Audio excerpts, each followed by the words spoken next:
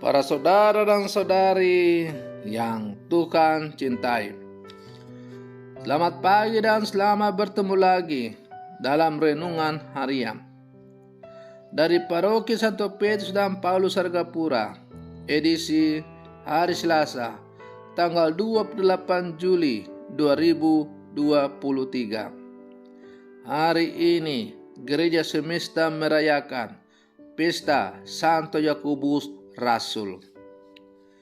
Mengawali hari yang baru ini, kita hendak mendengar dan merenungkan sabda Tuhan. Marilah sebelum kita mendengar dan merenungkan sabda Tuhan, kita berdoa. Dalam nama Bapa dan Putra dan Roh Kudus. Amin. Allah Bapa yang Maha Kuasa dan Kekal, Engkau telah menguduskan karya awal rasul-rasulmu dengan penumpahan darah Santo Yakobus. Semoga gerejamu dikuatkan oleh pengakuan imannya dan selalu disegarkan oleh perlindungannya. Bersabdalah ya Tuhan, kami siap untuk mendengarkan. Terpujilah Engkau Bapa, Putra dan Roh Kudus, kini dan sepanjang segala masa. Amin. Para saudara dan saudari yang Tuhan cintai, sabda Tuhan yang hendak kita dengar dan kita renungkan untuk mengawali hari yang baru ini diambil dari Injil Matius pasal 20 ayat 20 sampai 28. Tuhan bersamamu. Inilah Injil suci menurut Matius. Sekali peristiwa menjelang kepergian Yesus ke Yerusalem, datanglah ibu Zebedeus serta anak-anaknya kepada Yesus, lalu sujud di hadapannya untuk meminta sesuatu. Kata Yesus, "Apa yang kau kehendaki?" Jawab ibu itu, "Berilah perintah supaya kedua anakku ini kelak boleh duduk di dalam kerajaanmu, yang seorang di sebelah kananmu dan yang seorang lagi di sebelah kirimu." Tetapi Yesus menjawab, "Kami tidak tahu apa yang kamu minta. Dapatkah kamu meminum cawan yang harus kuminum?" Kata mereka kepadanya, "Kami dapat." Yesus berkata kepada mereka, "Cawanku memang akan kamu minum, tetapi hal duduk di sebelah kananku atau di sebelah kiriku, aku tidak berhak memberikannya. Itu akan diberikan kepada orang-orang bagi siapa Bapakku telah menyediakannya." Mendengar itu, marahlah ke-10 murid yang lain kepada dua bersaudara itu.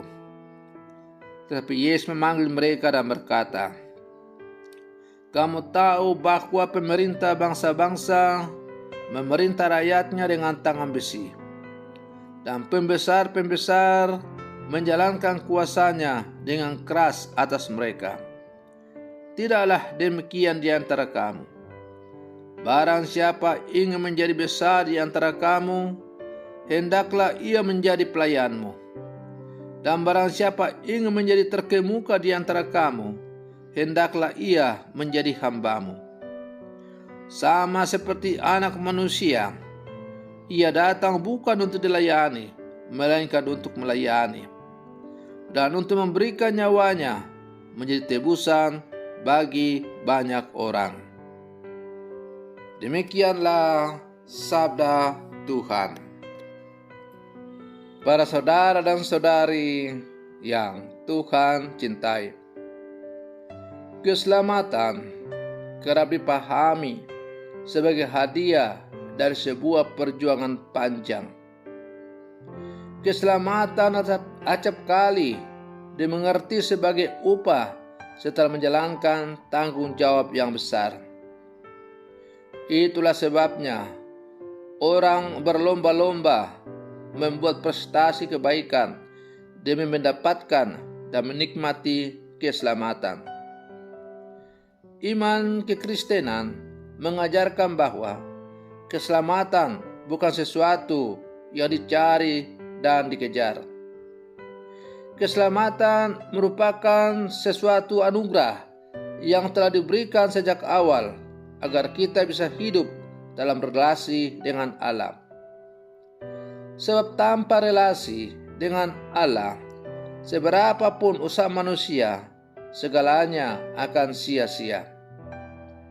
Keselamatan bukanlah titik final persiaran kehidupan, melainkan justru sebagai awal menjalani kehidupan.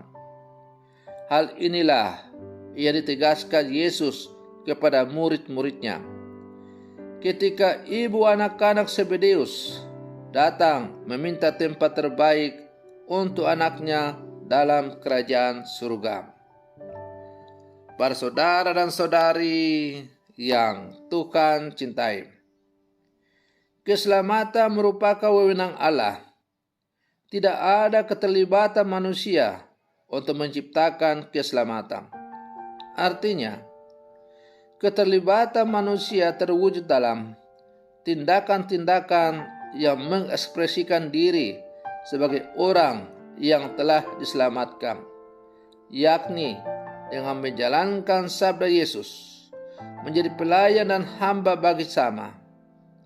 Allah telah mencintai kita, maka kita harus hidup berdasarkan cinta itu. Jika kita tidak hidup berdasarkan cinta itu, kita sedang menyusahkan dan menghukum diri sendiri. Para saudara dan saudari yang Tuhan cintai, sebagai murid-murid Yesus yang hidup zaman sekarang, kita harus meminum cawan yang juga diminum oleh Yesus. Cawan yang dimaksud oleh Yesus adalah jalan penuh perjuangan yang akan mereka tempuh sebagai murid-murid yang hidup sebagai orang yang dipanggil oleh Yesus. Kelak kita sendiri akan menghadapi berbagai tantangan yang tidak jarang mengancam keselamatan bahkan nyawa kita sendiri. Maka kalau hari ini kita merayakan pesta Rasul Santo Yakobus, kita diajak juga untuk merenungkan pertanyaan Yesus. Dapatkah kamu minum cawan yang harus kuminum? Pada waktu mereka menyanggupi tantangan Yesus, Rasul Yakobus dan Yohanes belum menyadari bahwa cawan yang dimaksud oleh Yesus adalah jalan penuh perjuangan yang akan mereka tempuh sebagai rasul. Kelak mereka sendiri menghadapi berbagai tantangan yang tidak jarang mengancam keselamatan nyawa mereka sendiri. Rasul Yakobus bahkan dibunuh karena Kristus yang ia cintai. Mengikuti Yesus adalah jawaban positif terus-menerus untuk meminum cawan perjuangan, sebagaimana Yesus juga berjuang meminum cawan sengsara yang ia terima dengan rela dan setia sampai akhir. Para saudara dan saudari yang Tuhan cintai, sebagai murid-murid Yesus yang hidup zaman sekarang, kita diajak untuk menerima cawan perjuangan itu dalam bejana tanah liat yang rapuh. Kita hanya mampu menghadapi berbagai tantangan hidup ini berbekal kekuatan dari Allah yang menjadikan perjuangan Kristus juga menjadi nyata dalam hidup kita. Kita percaya bahwa dengan setia memanggul salib perjuangan kita sehari-hari, sejak sekarang kita ambil bagian dalam perjuangan Kristus untuk menyelamatkan kita. Maka mari kita setia berlangkah maju bersama, meminum cawan perjuangan kita masing-masing sebagai murid Kristus. Semua pada akhirnya kita menikmati hidup berbahagia bersama dengan Tuhan. Semoga demikian. Selamat pagi. Tuhan Yesus memberkati.